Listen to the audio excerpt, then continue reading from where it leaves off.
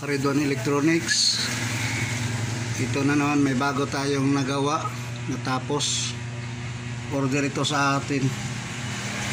Order ito ng customer. Yan o. Tapos na. Ready for pick up na to. Maraming salamat sa Diyos.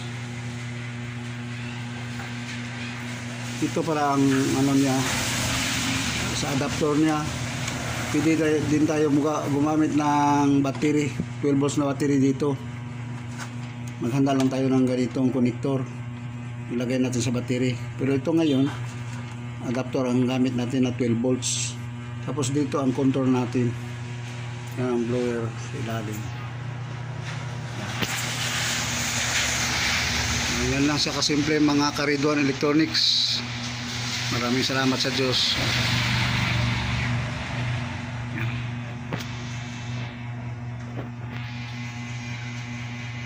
Na mga bro, testing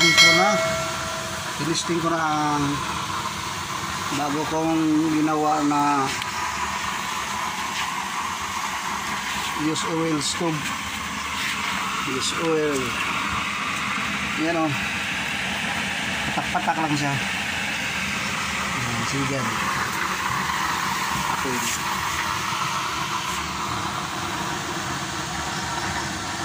Ngayon medyo mahangin dito. Hindi medyo mahangin talaga dito.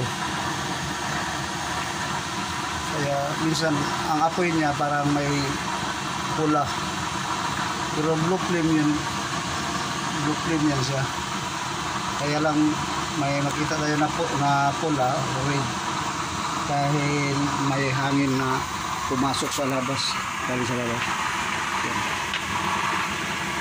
Uy, tumupulo na pala. Yan. Mamaya magluto kami ng manok dito. Yan. Yan ang control niya. Ito ang control sa hangin.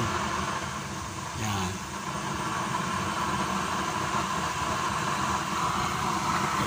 Alisin ko na muna ito. Mahangin dito. Madilim. Yan.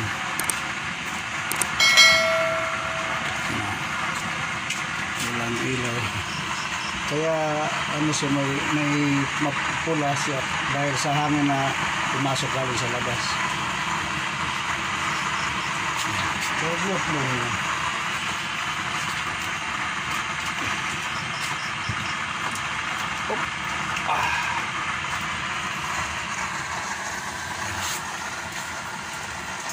Sunod na lutuin kasi mainit na yung tubig na kung kanina. Ngayon magluto tayo ng manok, Bisayang manok, native chicken pala. Native Tagalog chicken. Hindi yung Tagalog chicken, Bisayang manok. Yan o, ang oil niya, patak-patak lang siya. Yan. Yan o. Ito ang control. Ito. Yan.